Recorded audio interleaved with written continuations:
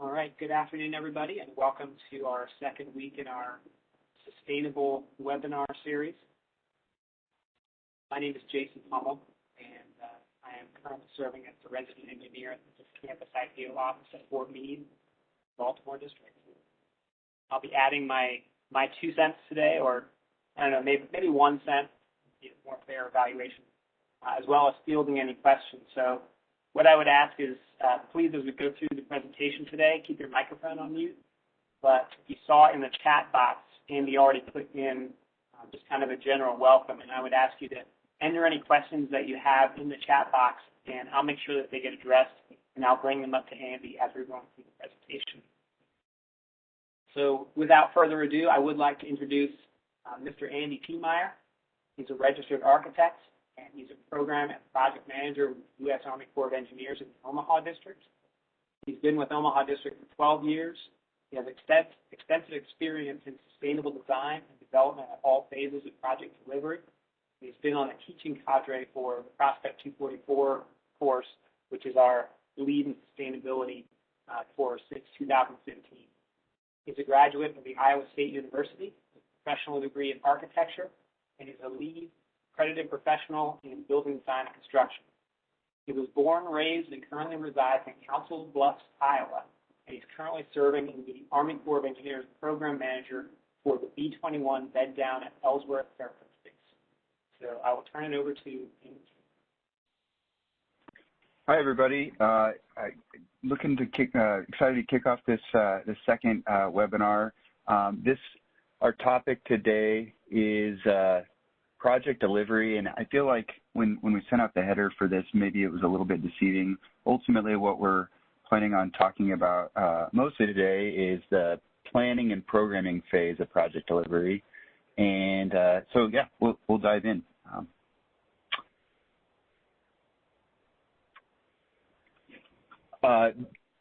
So our objective today is to describe the deliverables needed and completed during the planning and programming phases of the project delivery process. Mostly that's centered around delivery of a 1391 and a planning shred or planning shred report. Some of these requirements, will vary a little bit from service to service, but having delivered those on those requirements for multiple services, I think that there's a fairly common set of requirements that we can speak to, and then you can kind of address the nuanced requirements as they come up for each service. That kind of common set of requirements, we'll dive into a topic that we maybe broached a little bit 2 weeks ago with the OSD level policy memorandum for 35% design requirements and a design and construction agent certification. So we'll dive down that rabbit hole in a few minutes here. As far as resources go, this is kind of a long, overwhelming list of resources. I think the first thing that I'd bring to your attention would be the UFCs, UFC 1-200-02 for high performance and sustainable building requirements.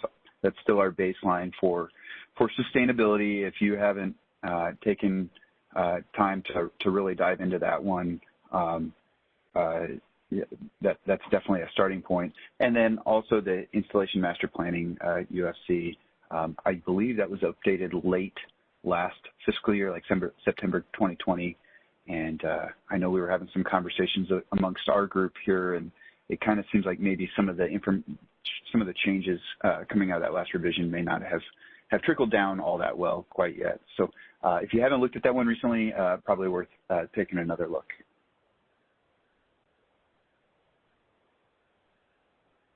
And then also we have our service level guidance for planning and programming. So on the Army side, you have AR 421-1 and DA pamphlet 415-15.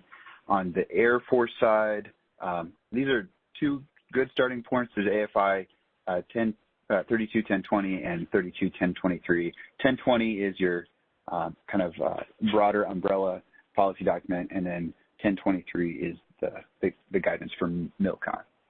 They have additional separate documents for O&M type projects. And I think there's maybe UMMC is even, minor milcon is a separate one, I think.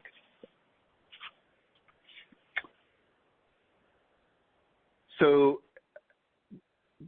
as I indicated before, the focus of this will be to talk through a planning charrette and what some of the main tasks that a project delivery team should look to address in completing that planning charrette process.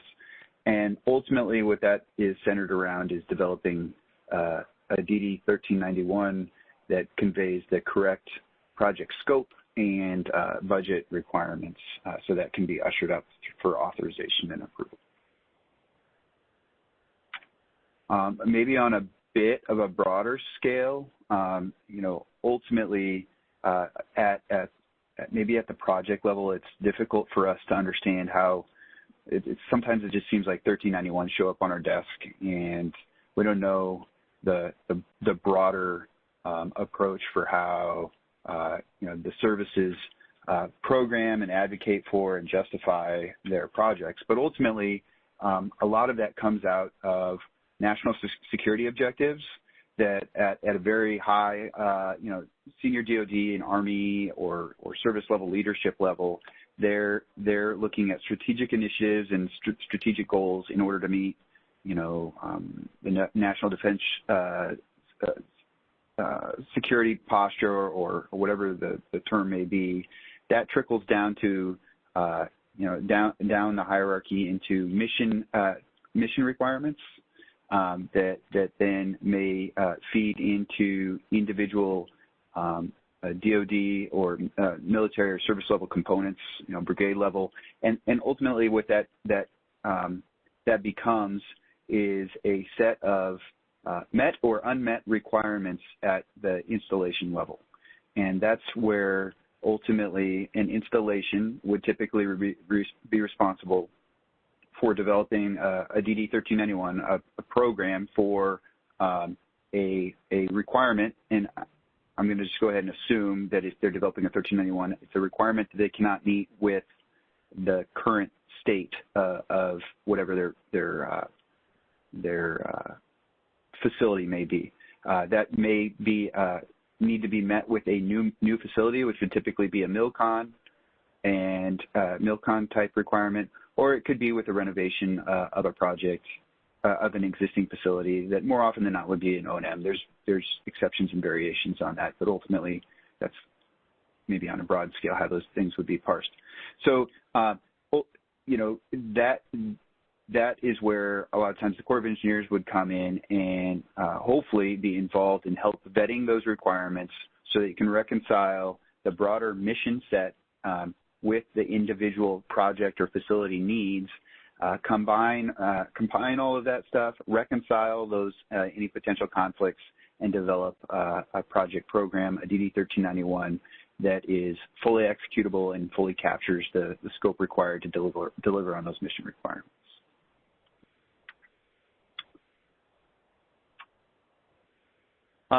So here's a general project timeline. I feel to a certain degree this may not capture some of the nuances of all of this, and I think all of us can probably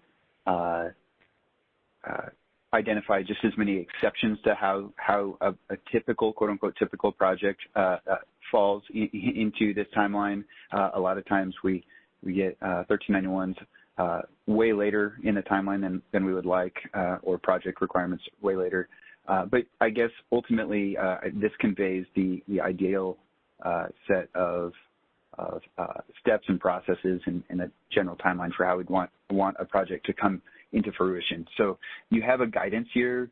That's where typically the requirements are being identified, and the service provides guidance for how to program or justify a project requirement. And a lot of times that would be when your planning charrette would occur. That's when the installation or the service would be looking to define their project to the level of a facility or group of facilities. So the Corps of Engineers would hopefully be involved, or your district would hopefully be involved in helping vet those requirements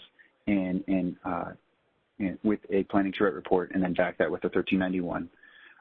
Then during your design year, that's ultimately where your schematic design would be locked. Stereotypically, that used to be defined by a 15% design, I believe, per the AR or per OSD guidance.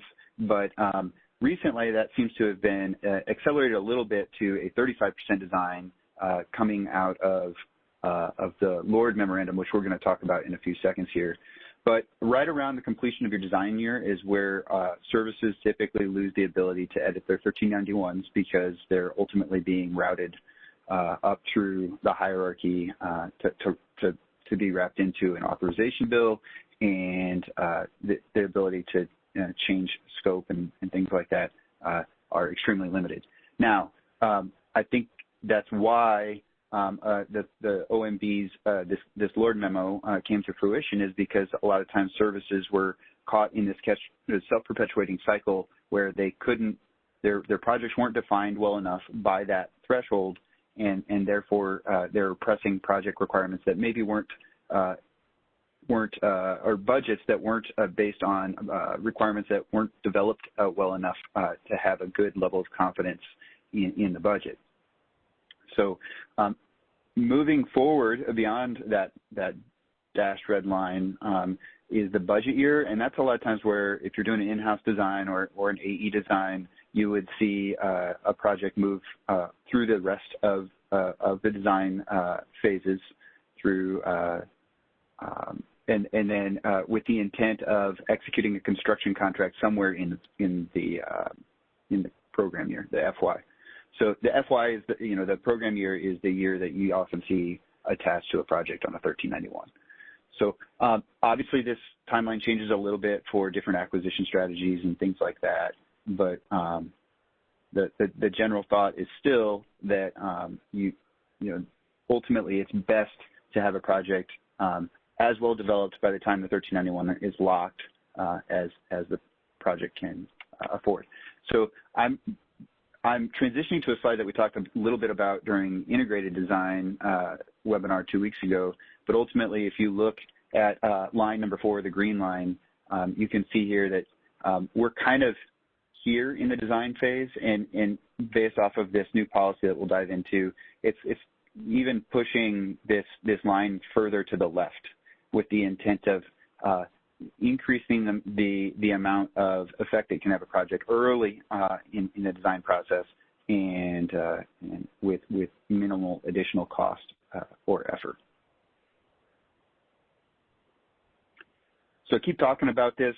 We talked about potentially distributing this a little bit. I was hoping that maybe there was some USACE level policy that I could distribute on this topic, but I was struggling to find some.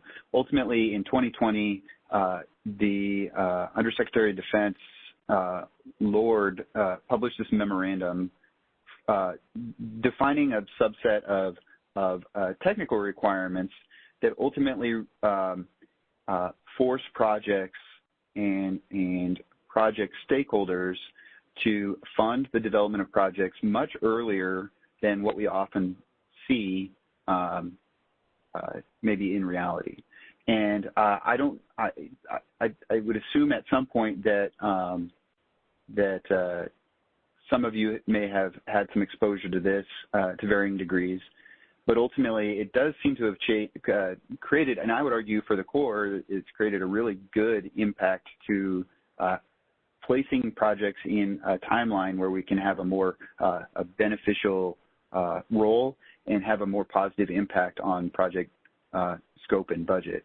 So ultimately, if this is something that you haven't seen, it's probably coming. If it's something you have seen, hopefully it's something that you've had positive interactions with. It does really put the project kind of under the microscope for a certain amount of time. There's some critical milestones that have to be met, but I guess speaking from my experience, if projects meet these milestones, it allows a lot of power in projects to be able to meet budgetary and scoping requirements as they relate to sustainability and project requirements, as long as your project meet the level of development metrics.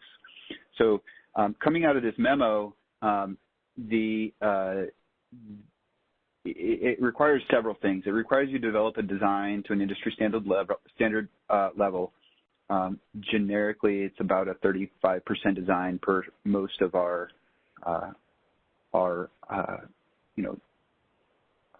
district level design development requirements. It's attached to an industry standard. It's AACE International 56R08. And then corresponding to that, it's attached to a standard cost estimating metric. I think you have to have a 56R08 Class 3 cost estimate accompanying your design that meets those requirements. And then you complete a risk neutral cost estimate and complete this standard form. And ultimately what this does is it allows you to update your project PA, or allows your stakeholder to usher up a PA adjustment as long as they've provided all of this documentation. And obviously there's higher level budgetary trade-offs that have to occur and things like that. The reason I'm talking about this in a sustainability webinar is that I think many of us have had experience with projects where we develop a planning charrette.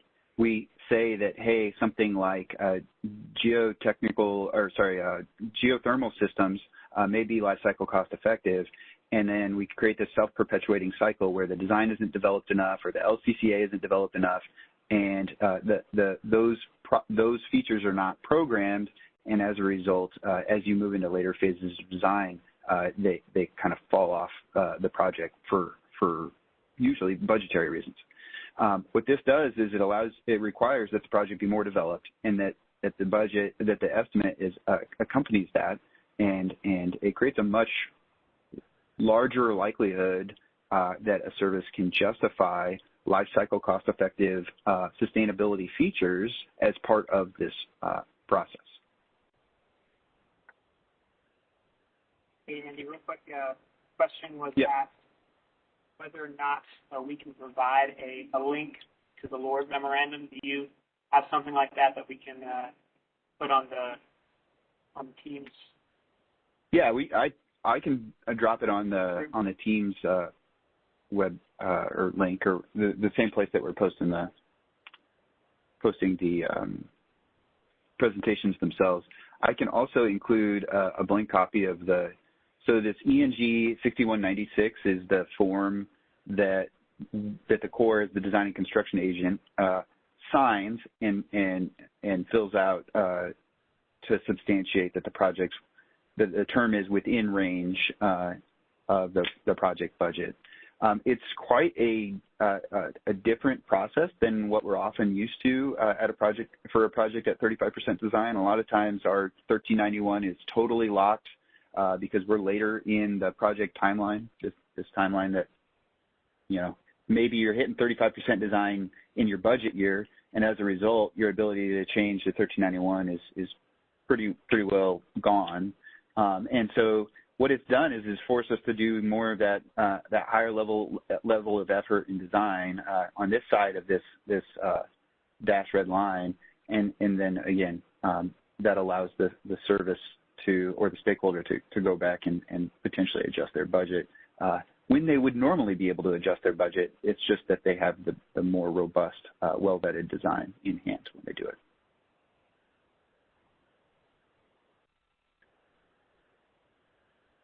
So I see a question here. Michael Callahan has a question. Am I proposing that an LCCA and 35% design be provided before the 1391 is locked? I don't know if that's what I'm proposing. What I would say is I believe that's pretty much what the LORD memo and the associated policy attached to it are forcing on the project. And it's not that we're trying to add more requirements into the design process. It's that you're initiating the design process earlier. And it's actually an OSD, Office of Secretary of Defense, mandate that 1391s be at 35, the project be at 35% design before they go to the Hill to Congress, and that's at what time they're locked. Now, the different services have different ways of considering 35% and getting there. I'm only familiar with the active Army process, but that's an OSD mandate. And then the question on the LCCA is if you're wanting to incorporate anything that's going to cost over 2% for sustainability, you need to do the LCCA at that point, which would, yes, be before 30 or at 35% design. Over. Right. No, that's and to be clear, I'm more familiar with what the Air Force is requiring out of this stuff, and there are like was said, there's slight variations on what expectations are to be met at each individual service level, but the policy driving all of this is coming at the OSD level. So there is a fair degree of commonality, I think, between all of the services.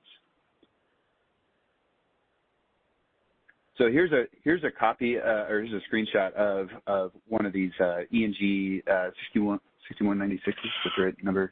I cut it off in the screenshot. But ultimately, and there's several different slight variations on this. The one that you might have is slightly different. We'll post a copy of this to the Teams page. But ultimately, all you're doing as a design and construction agent is certifying that yes, the project is at the level of development that the policy requires, that the project estimate was based on the design of that level of development. And then, so some of these requirements were phased in, but for projects FY24 and beyond, they're all consistent, I think, that you, if required, you do a risk-neutral range estimate per the AAC E41R08. And that's also known as like a CISRA, cost and schedule risk analysis, would feed into this risk analysis and produce a range estimate that says that the project, and then you would substantiate where the project's within that range. So that was a bit of a rabbit hole. I guess that was supposed to be taken maybe an optimistic look at some of the things that OSD is doing to make sure that our projects are well positioned. And I think a significant contributor to that is that sustainability features were kind of caught in this do loop of, hey, we think this is a good idea, but we're never well positioned to be able to program those features correctly. So as far as kicking off a planning charrette, there's three or so things that you want to do in preparing planning charrette. Biggest thing is identify the correct team members. We'll dive into that a little bit more. Conduct all research that may help you properly define the scope and the budget for the project, that location, building form, sustainability features, all of that stuff is going to be critical for you to identify the correct amount of scope and money that you need to have a successful project. And then ultimately, it's important to identify and then probably prioritize goals, because there's ultimately there's a bunch of competing interests on every project, and documenting how those interests rack and stack is important early on, just as important early on as it is later in the design process. So, and then you wrap that all up into a report. So as far as identifying a team, I think that the culture around this has changed a little bit in recent years, probably based off of some of the stuff in UFC 1-200-02 with integrated design. But ultimately, it wasn't that long ago where you would see a project manager and an architect, or just a project manager working through a planning charrette phase, and no one ever saw that document, and all of a sudden your 1391's locked and everybody's bound by these unvetted decisions. A PDT for planning charrette tasks should include a diverse set of members, to include a project manager, architects, building stakeholders, occupants and maintenance staff, and also construction and field staff, which often get overlooked this early in the phase. So, Jason, I think you were going to add a couple of notes on that. Is that right? Yeah, I also wanted to, Amanda had a comment. She said, are we discussing an actual planning charrette where the product is a 1391 or some kind of sustainability planning charrette? So, I would say 5, 6, 7 years ago, there was some discussion about having sustainability charrettes as a distinct deliverable, and that may not be a thing of the past, but what I think is the reality is that sustainability has to be part of a standard planning charrette process, and I think that's what we're trying to focus on. So the answer is we're talking about a planning charrette and a planning charrette report where sustainability that results in a 1391, and by which sustainability is a critical component of defining the project scope and budget. Andy. Okay. And Andrew. Andy, this is Scott. Oh, there's Amanda. I was just about to say, yeah, you go ahead, young lady.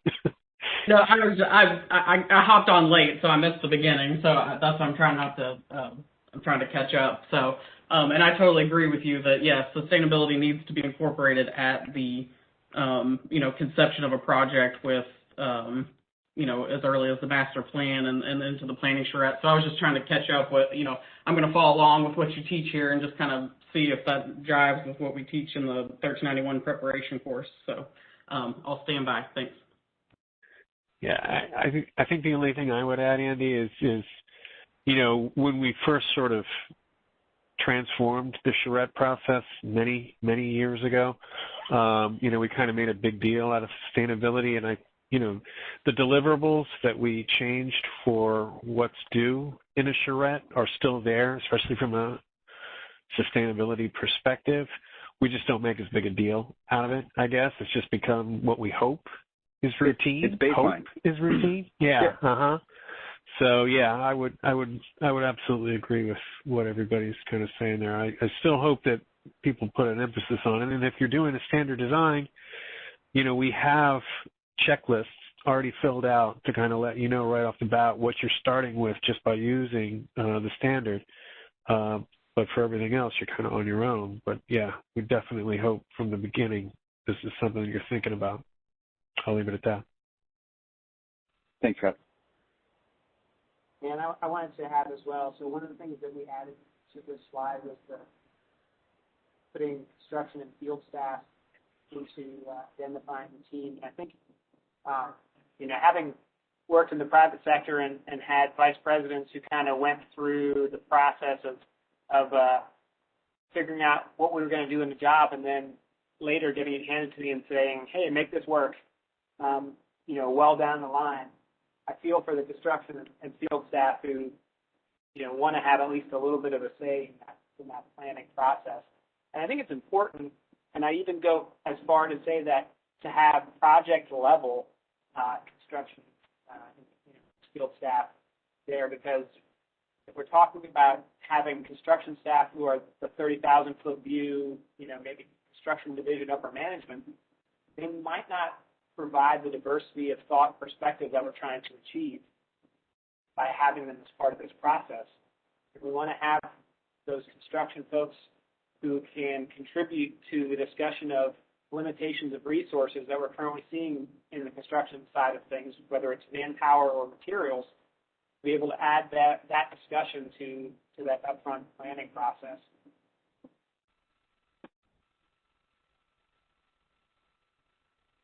Excellent point. And I'm reading comments over here from Billy Tyndall that we're missing the team lead, and I just want to mention that it's right there. It's just smaller and in blue. But yeah, ultimately, if you have a team lead, every project should have a team lead, and that team lead should be part of this process. Being an architect, I sometimes take it for granted that an architect would be that individual, but that's absolutely not the case. It doesn't have to be. It just has to be somebody that's willing to take on the project in all of its technical nuances and track them in coordination with one another. Technical lead.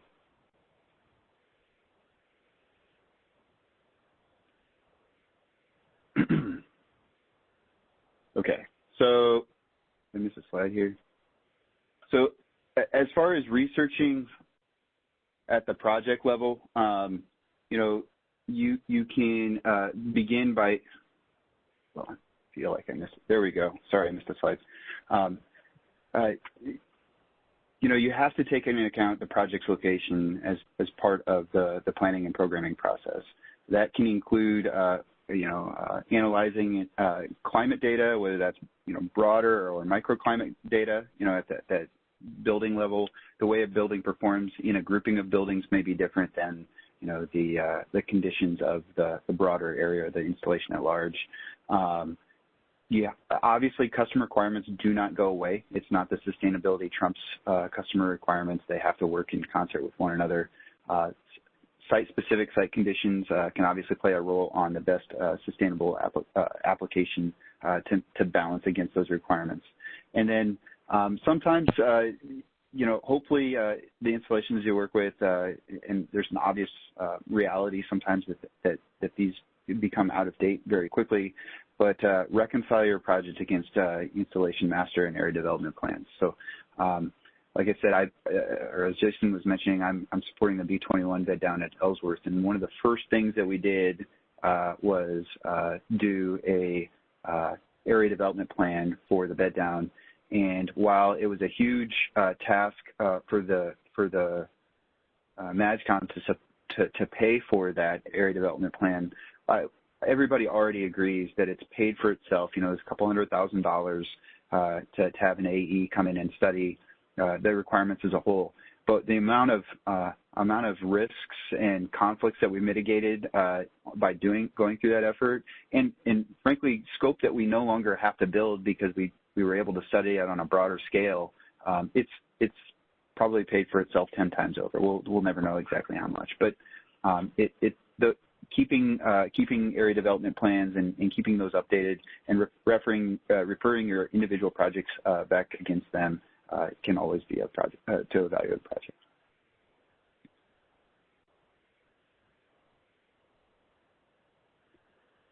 At the building level, obviously you can look at massing, orientation of the facility on the site, layouts of spaces within the building, and how daylighting, which is just one of many considerations that you can include when looking at the project at a programmatic level.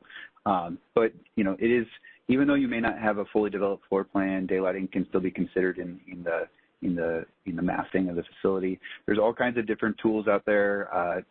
This webinar is not going to attempt to address any and all and the nuances of all of those, but find the right tool for to do the right type of analysis. You know, there's tools built into some of our BIM software. There's planning level energy analysis tools.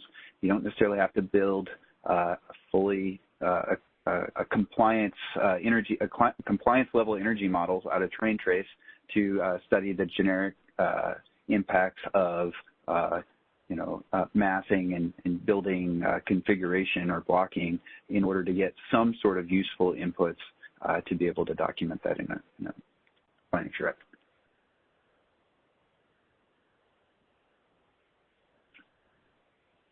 As far as sustainability features go, this is the right time to do the level of analysis so that you can substantiate long-term payback of sustainable features. So ultimately, if you're looking at renewables, whether that's the building or a broader level, or energy conservation features that may cost more to employ, even though they have a long-term payback. The brutal reality, and this is always, there's a bit of competing interest here, but the brutal reality is that the likelihood that you're going to be able to include those features in your project, the likelihood is that they're going to be justified is only if you include them now. This is when your 1391 is going to start to get locked down and vetted and go through all the review processes and things like that. And unless these things are budgeted for correctly, there's always going to be a struggle to justify them as the project hits later phases of design.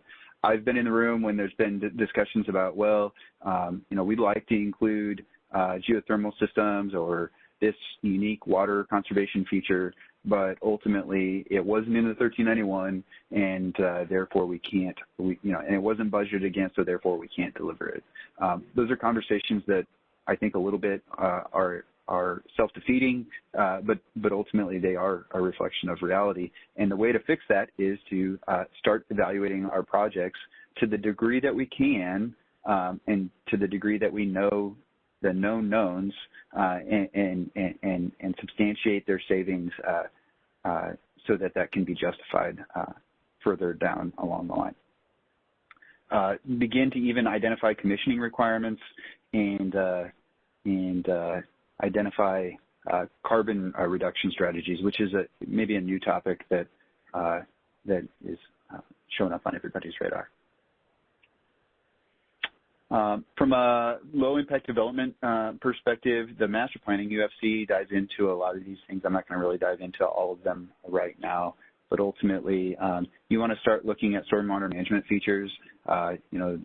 Different project sites, different regions have different maybe default or baseline or go-to strategies, but even the individual project site may dictate certain strategies over another. If you have to do underground storage for one reason or another, that's going to come at a higher project cost than some service level storage or things like that. So those are all things that need to be considered. If you're working bed down or working within an existing developed area, or if you're working a grouping of projects, you should always consider opportunities for shared resources. So whether that's parking or stormwater, utilities, those are always difficult interests to try to protect as you try to balance project priorities. Everybody seems to want to put the blinders on and worry about their project and their project only. Ultimately, though, it's best use of taxpayer dollars. Usually it's more efficient and a lot of times cheaper and easier to maintain if you can share those resources across projects that are all being cited, hopefully in vicinities of one another, but I guess that's not always the case either. So ultimately, as far as prioritizing goals, you have your standard energy, water, waste type interests that you should try to define in some manner or another. Also, as you look at LEED and some of the guiding principles requirements, you can look at community connectivity and how the project relates to its broader context, as well as greenhouse and carbon greenhouse gas and carbon footprint source of interests.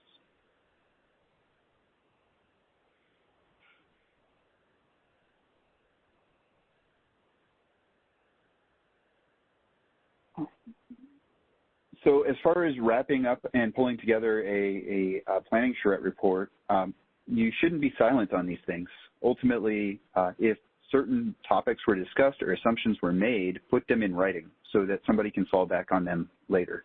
Hopefully, everyone's involved from projects from cradle to grave, and everybody knows exactly where decisions were made, but that's obviously not the reality for a lot of projects.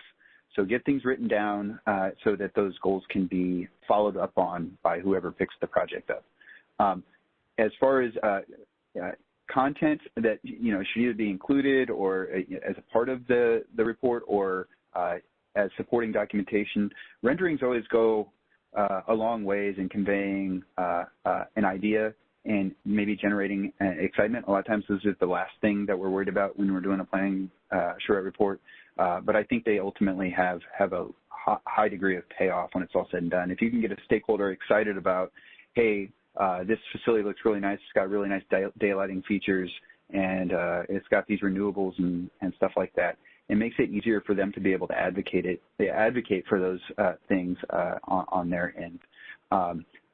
Energy models, if an energy model, and I'm going to go as far as to say an energy model should be a part of this conversation, whether it's again a full compliance model for train, that's probably not realistic, but some level of energy analysis should be included in the report, and it should probably be multiple ones, or multiple versions of that model or multiple models to be able to convey some sort of comparative basis for the decisions that were made or the recommendations that were made. And then life cycle cost analyses. If you're looking to justify or, well, not if you're looking, when you're looking to justify the decisions that you made in your planning charrette report, whether that's energy consuming systems or architectural features and things like that, those analyses should be appended to the report. And then obviously, again, owner requirements don't go away. They're just as important as ever. And so those requirements should be documented. And those will be picked up on in the commissioning process and throughout the design process. Jason, did I miss anything on the OPR side? So I did want to say, so Amanda made a comment saying that the contents of the planning charrette report should also be included in 13.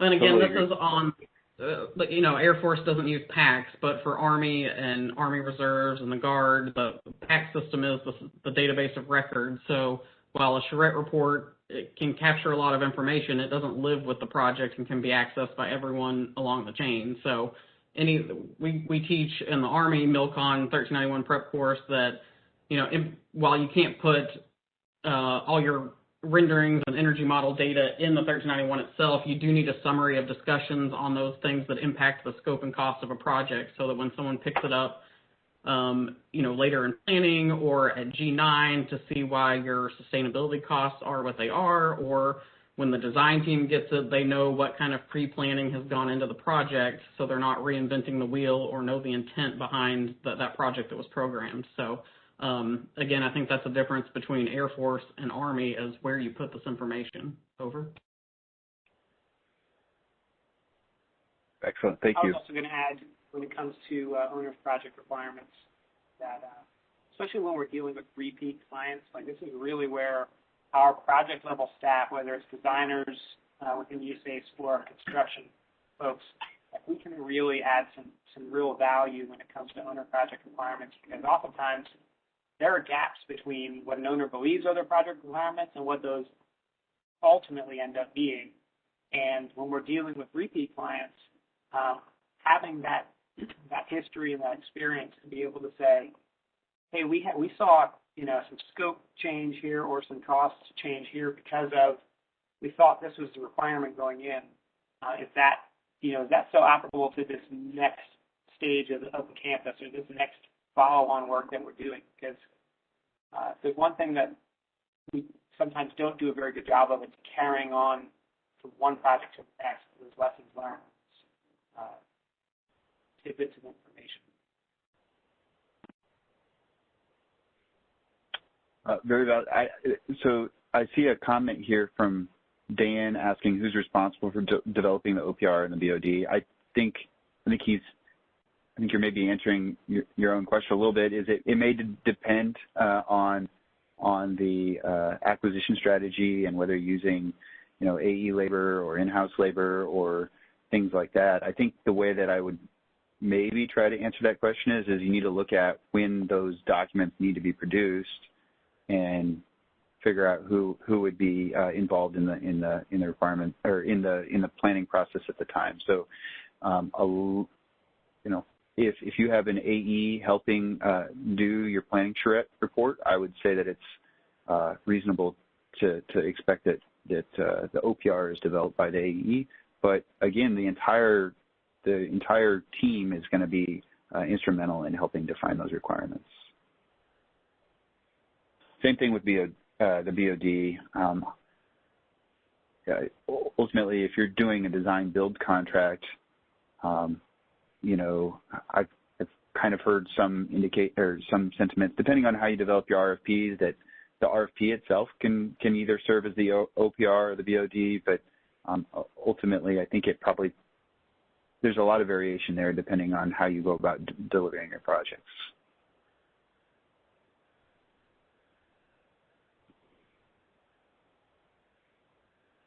So this ultimately wraps up into this same timeline. I'm going to skip over this here real quickly, and we might jump back to this.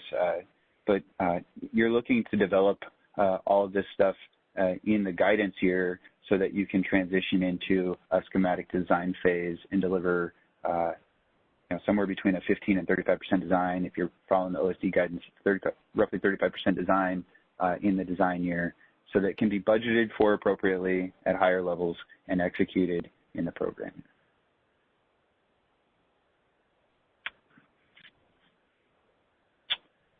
And I feel like I am teaching from a deficit here, or speaking from a deficit here with Amanda on the line. But ultimately, 1391 is a document that's developed based on a need identified by your installation commander, and it's built from the output of the findings of the planning charrette report and then it's submitted to Congress to be authorized.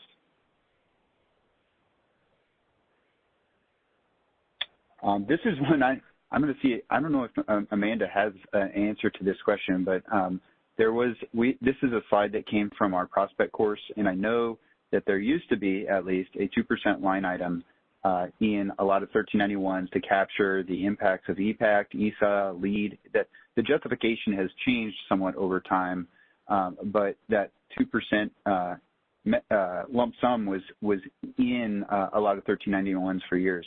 As I keep saying, I've been more involved on the Air Force side recently, and I haven't seen that.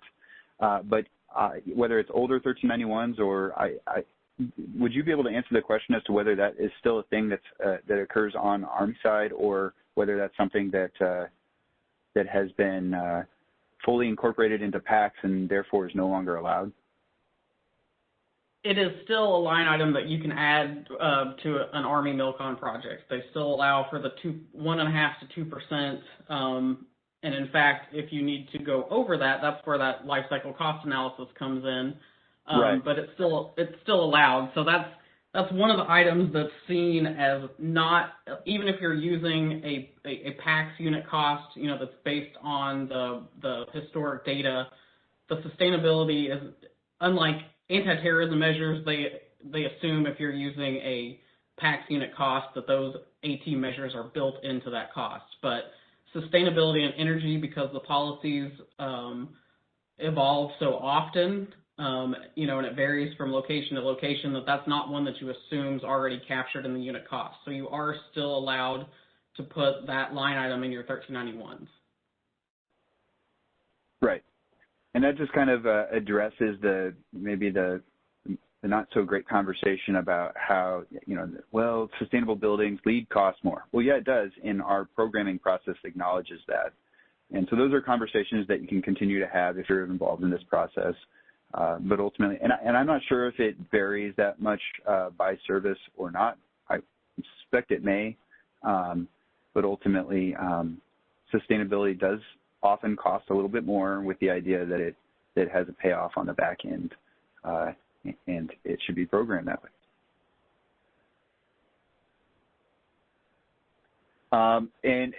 So ultimately, there has been, as project, sustainability and third-party certification requirements have ratcheted up through the years, moving from, on the Army side, you move from LEED version 2 to 2.2 to 3 or 2009, however you say that, and now version 4 and 4.1. It's becoming clear that while the UFC is in place, the requirements to meet LEED and version 4 and 4.1 is becoming more challenging.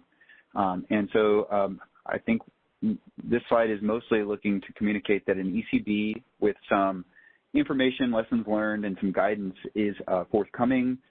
Eric, I'm not sure if you have an idea of when that may come out, maybe by the end of the fiscal year here, hopefully. So we've got a screenshot of a draft of it. We're not going to dive into the nuts and bolts of it during this call, but there are a couple of things that I think may be useful to the planning and programming process that will bring attention to as a part of that. There's this.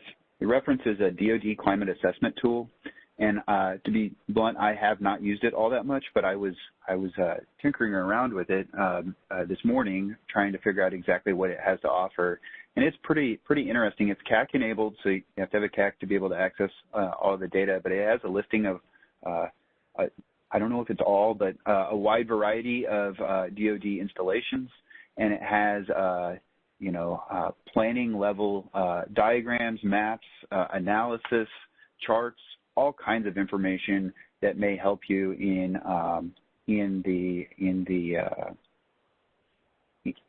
analyzing your project or your program or the installation in support of your planning shred report and your 1391. So that's definitely a tool that is at least new to me. I think it's relatively new in general, and it's something that you can dive into. If you download the slides, the link is at the very bottom of the page in yellow there. The ECB also includes some checklists. This is just a part of them that are included as an attachment, But ultimately, whether it's these checklists or others, or a combination of all of the above, it may be beneficial at the district level to develop, some standard checklists to make sure that sustainability topics are being addressed during the planning efforts, so that things don't fall through the cracks. And there's very, very generic, and there's very very specific types of items that can be asked, and a checklist might help you hit all of those topics with some level of consistency across projects.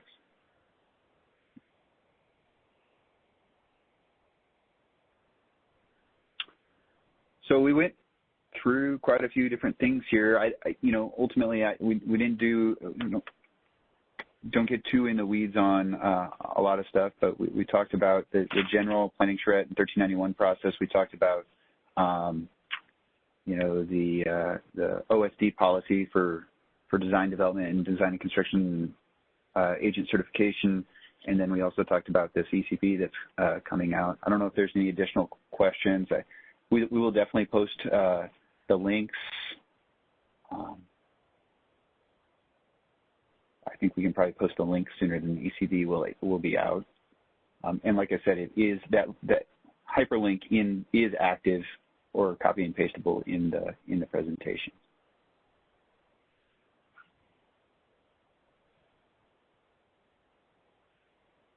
Thanks for posting the link, Kelly. Any other questions?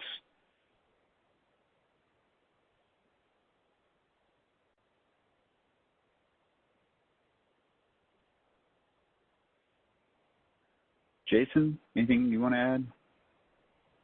I don't think I have anything else. Just thank you, everybody, for attending. Thank you for those who also contributed your comments, and everybody who weighed in the chat to be able to provide information. Yeah, Amanda, thank you for the insight on all the 1391 stuff. That is feedback that I very much appreciated. No problem. Sorry, I was late joining and had to catch up. Didn't want to derail. The ECB are providing assistance to help people get the LEED Silver or as many points as you can in LEED version 4. That is on the Chief of E&C's desk for signature. So hopefully you should be seeing it within a week or two, depending on when it gets to it.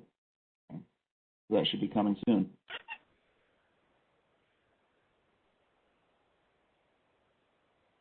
So I see Michael has a question here. I'm trying to digest it a little bit. And if somebody else wants to chime in, they more than certainly can. Is can we use those targets to justify the funds required?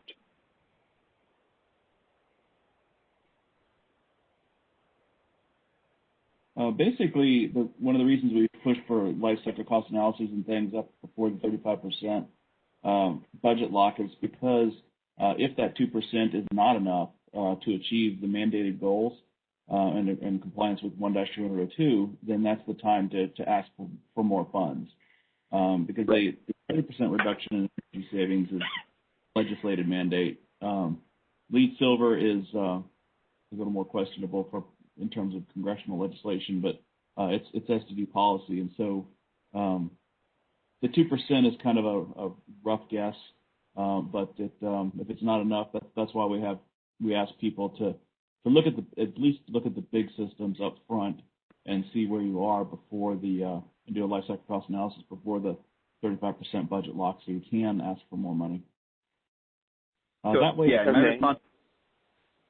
go ahead. So basically, if we got beat up a lot with these STD validation visits from the DASA's office, and if we ask for more money and they say no, then it's not our fault. If we just don't do it and say, well, we didn't have enough money, then it's our fault for not complying. So if you can kind of see what I'm saying there, don't be afraid to ask for more money. I know the budget people don't like to hear me say that, but that helps us out with the higher ups. Well, and just to keep in mind with that, when you're doing your 35% designs, and again, it depends on the services, but as you're working with your cost engineer to, one, develop your unit cost, and two, identify that sustainability line item, if you are coming in higher, you need a life cycle cost analysis or something data to back up that request. So, it is the time to ask for more funding, but you need to show that the homework's been done behind it to see why, how you've justified that higher unit cost for your main facility or coming in above that 2% for the sustainability cost. So I think during the 35% design, a lot of people may say that that's too early to kind of make some of those decisions, but that is the point where your scope and cost is locked in. So if you're unsure, you need to kind of do that analysis to figure out what it's going to take to get there, because that's your last chance to ask for more money. Over. Yeah, I feel like at the 35%, we usually don't know whether or not we're going to be able to hit LEED Silver. At least the couple of projects I've worked on, I've only been with the Corps for like 4 years, so limited experience. But with the first one, we ended up doing a waiver. We ended up also having a lot of money at the end left over. We probably could have, gotten LEED Silver with had we, put in a bid option for PV or something like that. That may or may not have been life cycle cost effective, but had it been in the, accounted for, we probably could have done that. So I guess that's I'm losing my train of thought here, so I apologize, but that's sort of, I guess, what I was trying to get at. And I guess the other part is if we think for some reason we're not going to hit that 30% target, it sounds like we could or use that to justify going out and either choosing a different mechanical system or something like that's not necessarily life cycle cost effective, but would get us there, or to buy PV off the shelf. So. Michael, my response to that is both the 2% number and the 30% number are targets, and if you're going to deviate from one of those numbers, I think the point is you need to substantiate that with documentation. So if the project needs more money to produce something to include a system that's life cycle cost effective, this would be the time that you would do the analysis to prove that. And like Eric is saying, if the service doesn't fund that, then that's on them. But we did our due diligence as part of the planning charrette process. Same thing with the 30% energy savings. That is the target in the UFC. I don't believe it's a waiver to the UFC if you do a life cycle cost analysis and determine that 30% cost savings over the ASHRAE baseline is not life cycle cost effective. That's I believe that's a compliant design. It is. The wording, the wording in E-Factor 5, 30% or better, or to the extent life cycle cost effective. Life cycle cost effective, right. Yeah. So ultimately, I guess what this does, and there's a little bit, and on the lead side, on the lead documentation side, there's a story that I forgot to tell, but ultimately we had an instructor that taught this prospect course several years ago, and he would joke about how, ultimately, well, yeah, you're doing your planning charrette report. You might as well finish your fixture water savings, fixture-based water savings lead credit calculation right now. And I always thought he was kind of being obnoxious about it. But then when it's all said and done, when you do a planning charrette report, usually you come out with a 10% floor plan, and you probably have a pretty good handle on how many fixtures you're going to have in your building. And so I've put that to the test before, and ultimately a lot of times the lead documentation, the sustainability documentation, it tends to play second fiddle against all of the other priorities in a project. But ultimately the reality is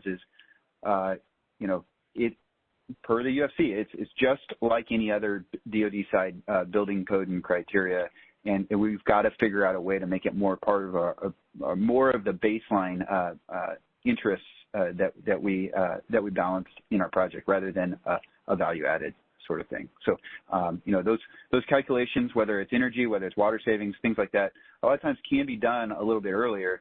Maybe we're using the wrong tool at the level of development, but there are ways to do some of that stuff. It's 1:59. I think we're coming up against our backstop for time here. Thanks everybody for listening in. I think our next week is it third-party certification, Eric? Is that what we're planning to talk through? Yes, I believe so. All right. I will update the meeting announcement so you'll get another a thing with the updated info on the next one. Okay. Probably tomorrow. And we'll post the slides, the Lord memo, and all of that stuff, and a recording of the meeting for download. All right. Thanks, everybody.